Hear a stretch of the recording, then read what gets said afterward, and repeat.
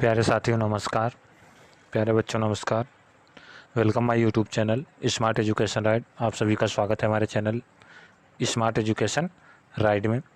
तो आज हम आपके लिए गुप्त काल यानी समुद्रगुप्त चंद्रगुप्त द्वितीय के क्वेश्चन लेकर आए हैं, जो प्रैक्टिस सेट यानी कि फर्स्ट है मेरे प्यारे साथियों। तो इसमें महत्वपूर्ण प्रश्न हम लोग हल करेंगे और गुप्त वंश काल के बारे में पढ़ेंगे। तो ठीक है, तो चलिए स्टार्ट करते हैं वीडियो को स्टार्ट करने से पहले जो लोग हमारे चैनल पर नए हैं वो चैनल को सब्सक्राइब जरूर कीजिएगा और बेल आइकन को जरूर दबाइएगा ताकि आने वाली नोटिफिकेशन आप तक आसानी से पहुंच सके। तो चलिए वीडियो को स्टार्ट करते हैं मेरे प्यारे साथियों। वीडियो क्या है, ठीक है, महत्वपूर्ण प्रश्न होंगे गुप्त काल और समुद्रगुप्त चंद्रगुप्त द्वितीय से।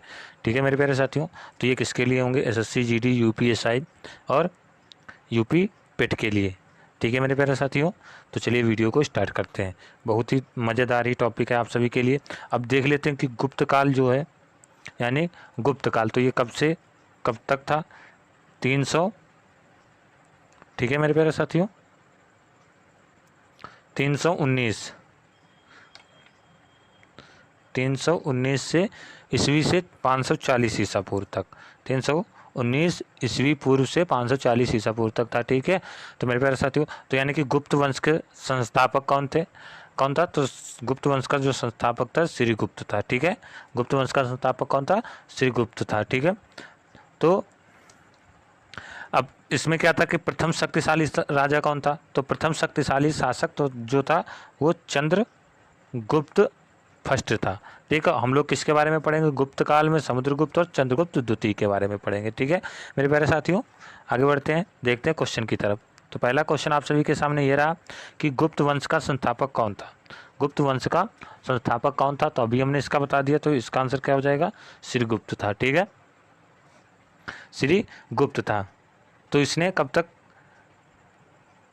स्थापना लगभग कब हुई थी इसकी? 275 ईसा पूर्व। स्थापना कब हुई थी? 275 ईसा पूर्व में इसकी स्थापना किसके द्वारा की गई थी? श्रीगुप्त के द्वारा की गई थी। आगे बढ़ते हैं नेक्स्ट क्वेश्चन की तरफ। नेक्स्ट क्वेश्चन क्या है? क्वेश्चन क्या कह रहा है कि गुप्त किसके सामंत थे? मौर्यों के, कुषाणों के? तो किसके थे ये? इसका आंसर क्या हो जाएगा मेरे प्यारे साथियों? आप सभी लोग कमेंट करिएगा, इसका आंसर आप सभी को बताना है। तो इसका आंसर क्या हो जाएगा?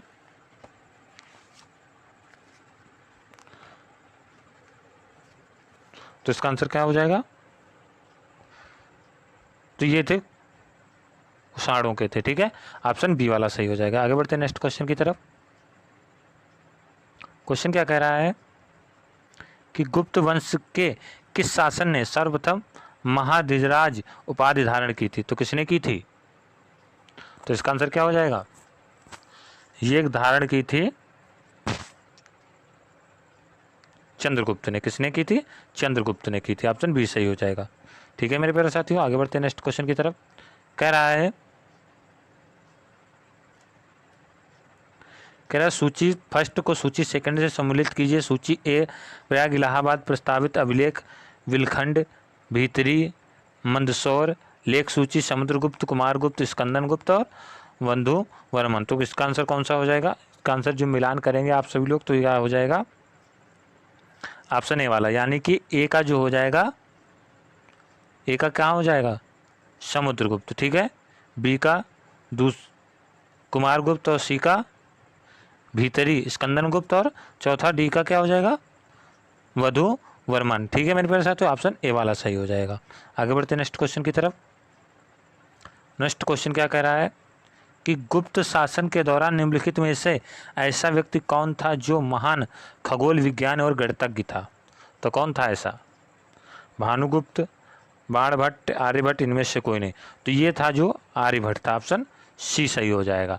ठीक है, इसको क्या माना जाता है कि गुप्त शासन के दौरान ऐसा व्यक्ति कौन था जो एक महान खगोलीय वैज्ञानिक और गणितज्ञ था? ये कौन था? गणितज्ञ था आर्यभट्ट। ठीक है मेरे प्यारे साथियों, आगे बढ़ते हैं नेक्स्ट क्वेश्चन की तरफ। नेक्स्ट क्वेश्चन क्या है?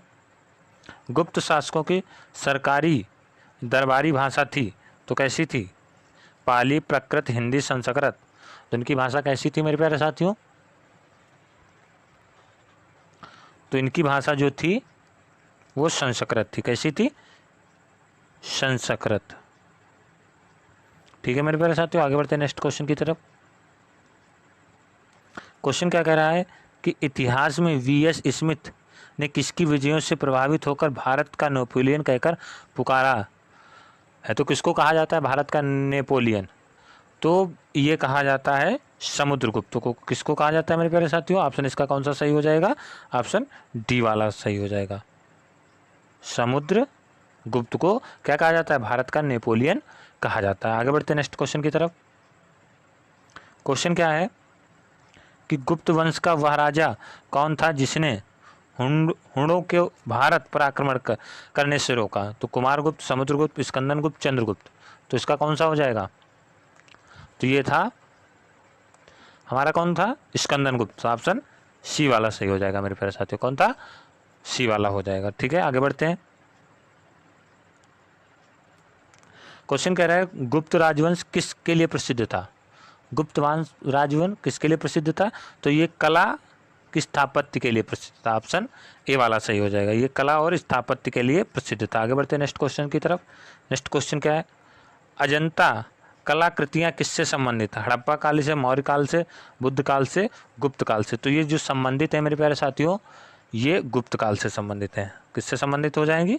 गुप्त काल से संबंधित है। ऑप्शन डी वाला सही हो जाएगा। आगे बढ़ते हैं नेक्स्ट क्वेश्चन की तरफ। आप सभी लोग कमेंट किया करिए मेरे प्यारे साथियों, और वीडियो पसंद आए तो वीडियो को ज़्यादा से ज़्यादा शेयर कीजिए, लाइक कीजिए और हमारे चैनल को सब्सक्राइब जरूर कीजिए। ठीक है, क्वेश्चन क्या कह रहा है? कुछ विद्वानों के अनुसार कवि कालिदास किसके राज कवि थे? तो ये किसके राज कवि थे? यानी कि ये थे चंद्रगुप्त और विक्रमादित्य के। किसके थे?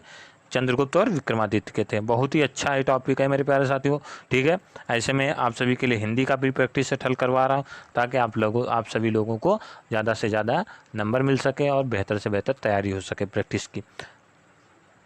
अजंता चित्रकारी का विषय वस्तु निम्नलिखित में से किससे संबंधित है? जैन धर्म, बौद्ध धर्म, वैष्णव मत से, शैव मत से। तो किससे संबंधित है ये?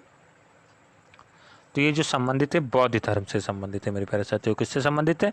बौद्ध धर्म से संबंधित है। आगे बढ़ते हैं नेक्स्ट क्वेश्चन की तरफ। क्वेश्चन क्या कह रहा है? उत्तर गुप्त युग में जो विश्वविद्यालय प्रसिद्ध हुआ था कांची, तक्षशिला, नालंदा, वल्लभी। तो किसका था ये?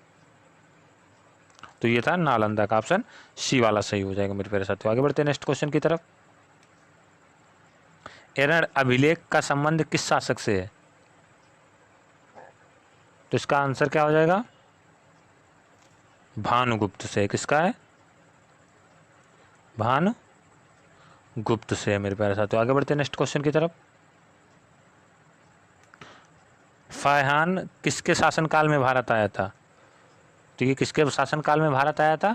ये जो आया था चंद्रगुप्त द्वितीय के शासनकाल में भारत आया था। ठीक है मेरे प्यारे साथियों, आगे बढ़ते हैं नेक्स्ट क्वेश्चन की तरफ। क्वेश्चन क्या कह रहा है? भारतीय संस्कृत का स्वर्ण युग था मौर्य काल, राजपूत काल, चोल काल, गुप्त काल। तो कौन सा है स्वर्ण युग? तो ये है गुप्त काल। ठीक है, जिसे गोल्डन एज कहा जाता है। आगे बढ़ते हैं नेक्स्ट क्वेश्चन की तरफ। नेक्स्ट क्वेश्चन क्या है? फयान कहाँ का निवासी था? तो ये निवासी कहाँ का था? तो ये निवासी था मेरे प्यारे साथियों चीन का निवासी था। ऑप्शन सी सही हो जाएगा। आगे बढ़ते हैं नेक्स्ट क्वेश्चन की तरफ। क्वेश्चन क्या रहा है? सेतुबंध की रचनाकार प्रवर सेन किस वंश के शासक था? तो किसका था? ये था वाकाटक था। ठीक है, आगे बढ़ते हैं नेक्स्ट क्वेश्चन की तरफ। क्वेश्चन कह रहा है किस गुप्तकालीन शासक को कविराज कहा गया? श्रीगुप्त, चंद्रगुप्त सेकंड, समुद्रगुप्त, स्कंदनगुप्त को। किसको कहा गया था? तो ये कहा गया था मेरे प्यारे साथियों समुद्रगुप्त को कहा गया था। ऑप्शन सी वाला सही हो जाएगा। आगे बढ़ते हैं नेक्स्ट क्वेश्चन की तरफ। लास्ट क्वेश्चन है स्कंदनगुप्त को किस स्तंभ लेख के शक्रोपम कहा गया है? तो क्या कहा गया है? तो इसका आंसर कौन सा हो जाएगा? कोहम स्तंभ लेख। ऑप्शन ए वाला सही हो जाएगा। कौन सा सही हो जाएगा मेरे प्यारे साथियों? ए वाला सही हो जाएगा। ठीक है मेरे प्यारे साथियों, ये थे 20 क्वेश्चन जो हमने आप सभी को हल करवा दिए। वीडियो अगर अच्छा लगा हो तो वीडियो को लाइक कर दीजिए, शेयर कर दीजिए और हमारे चैनल को सब्सक्राइब जरूर कीजिए।